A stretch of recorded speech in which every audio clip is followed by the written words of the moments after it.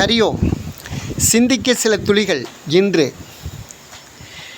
இன்றைய சிந்தனை இன்றைக்கி நடந்த ஒரு சின்ன விஷயம். நான் மதியம் சாப்பிட்டுட்டு பள்ளியில் 1 மணி நேரம் ஃப்ரீயாக உட்காந்துருப்பேன்.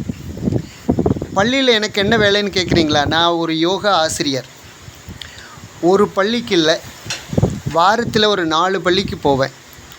ஒரு நாள் ஒரு பள்ளிக்கு, 2 நாள் ஒரு பள்ளிக்கு, அந்த மாதிரி 6 நாள் 4 பள்ளிக்கு போவேன்.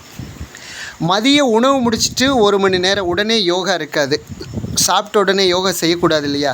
அதனால் ஒரு பீரியடு ஃப்ரீயாக உட்காந்துருப்பேன். அப்போ ஃப்ரீயாக இருக்கிற சில பேர் நம்ம பேசிகிட்ருப்போம். சில குழந்தைகள் சந்தேகம் கேட்குறது அந்த நேரம் தான் வரும். அப்படி சாப்பிட்ட உடனே அந்த ஒரு 10 நிமிஷம் 15 நிமிஷம் அந்த பெல் அடிக்க வரையிலும் சில குழந்தைகள் பேசிட்டு போவோம். அப்படி இன்றைக்கி ஒரு பொண்ணு வந்தது, பேசிகிட்டு இருந்தது. 10வது படிக்கிற பொண்ணு.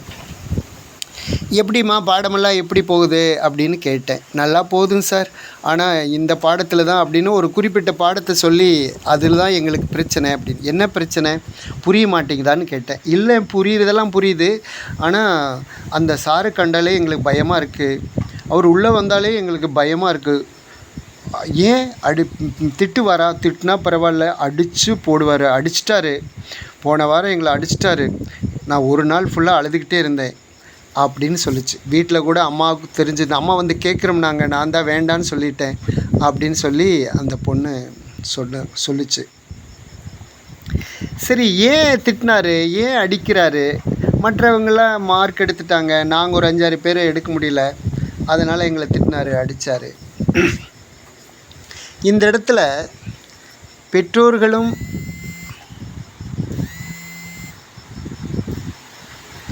ஆசிரியருமான நம்ம சில விஷயங்கள் யோசிக்க வேண்டியது இருக்குது.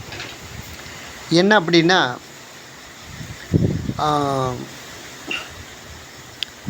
எல்லா குழந்தைகளும் ஒரே மாதிரி இருக்காது, இருக்கவும் முடியாது.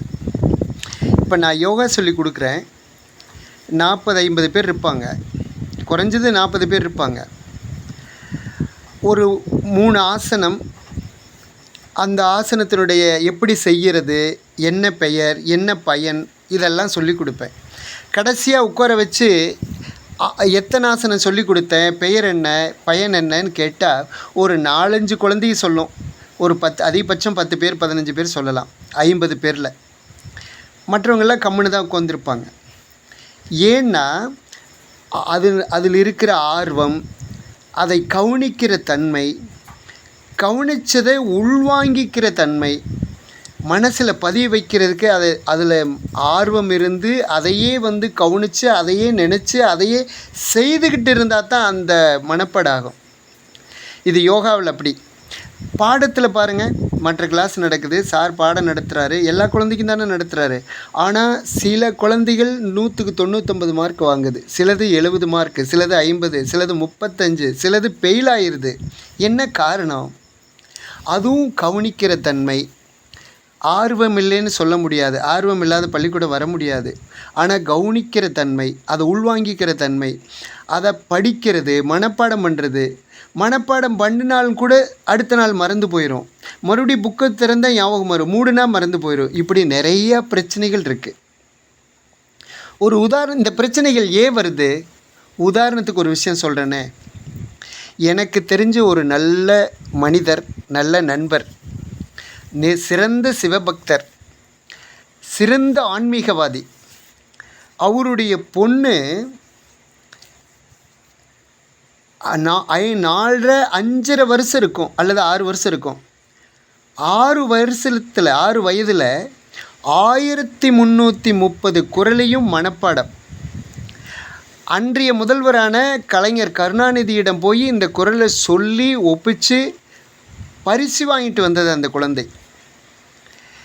அந்த ஒவ்வொரு குறளினுடைய தலைப்பை சொன்னால் போதும்.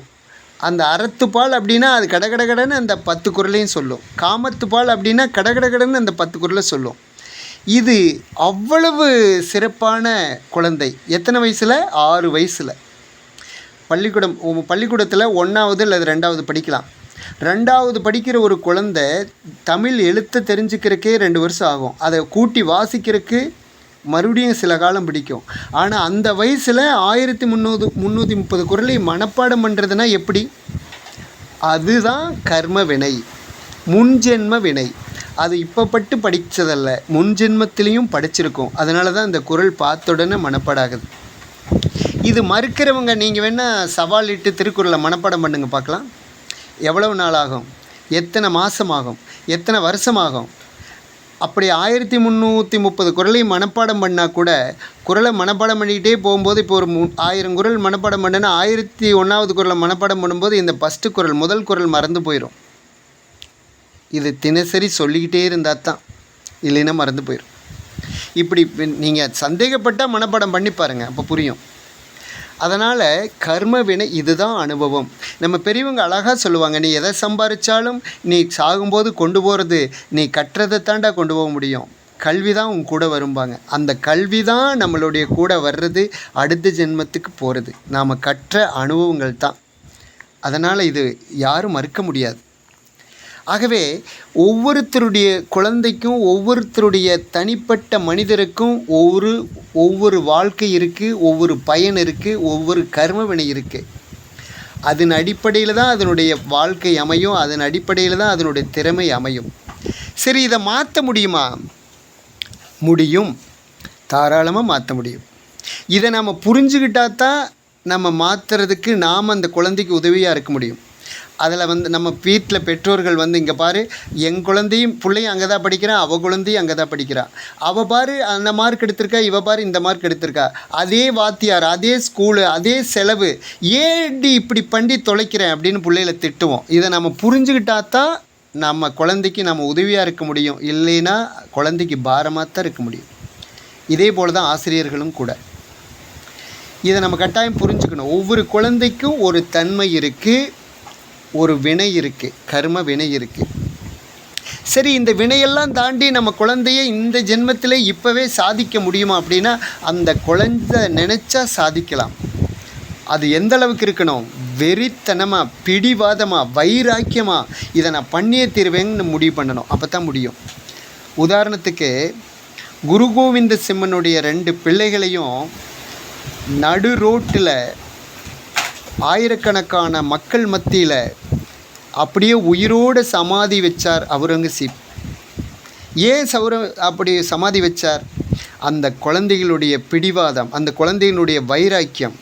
அதனால் என்ன வைராக்கியம்? அவங்க 2 பேர்த்தையும் முஸ்லீமாக மதமாறுன்னு சொன்னாங்க, அது முடியாதுன்னு சொல்லிருச்சு. 10 வயசு 12 வயசு குழந்தைகள், நான் என் தந்தையைப் போல நான் ஒரு இந்துவாக, ஒரு சீக்கியனாகத்தான் வாழுவேன், மதம் மாற மாட்டேங்கிற பிடிவாதம். அதனால தான் அவங்க குழந்தைகளை உயிரோடு சமாதி வச்சாங்க. அது உயிர் போகும்போது கூட அந்த சின்ன குழந்தை அழுது தான், ஏண்டா அழுகிற, உயிர் போயிடும்னு கவலைப்படுறியா அப்படின்னு அண்ணன் கேட்டிருக்கான். அதுக்கு தம்பி சொன்னானா, அண்ணா நான் கடைசி வரையில் உன்னை பார்த்துக்கிட்டே இருக்கலாம்னு நினச்சேன், ஆனால் முதல்ல உனக்கு முன்னாடி நான் மூடப்படுறேனே, அதனால தான் அப்படின்னு சொல்லி அழுதானா. அதுதான் வைராக்கியம். என் உயிரை விட்டாலும் விடுவேனா தவிர நான் மதம் மாற மாட்டேன், என் தாய் மதத்திலிருந்து மாற மாட்டேங்கிற அந்த உணர்வு, அந்த உணர்ச்சி, அந்த பிடிவாதம், அந்த வைராக்கியம் அவன்தான் சாதிக்க முடியும். அப்படிப்பட்ட வைராக்கியம் நாம் எடுக்கிற ஒவ்வொரு காரியத்திலும் இருந்தால் தான் நம்ம வெற்றி அடைய முடியும், இல்லைன்னா சாத்தியமில்லை. அப்படி இருந்தால் இந்த ஜென்மத்தில் இப்போவே அதை சாதிக்க முடியும். சாதாரணமாக நான் முயற்சி பண்ணி பார்க்குறேன் அப்படின்னா முடியாது. நன்றி, வணக்கம்.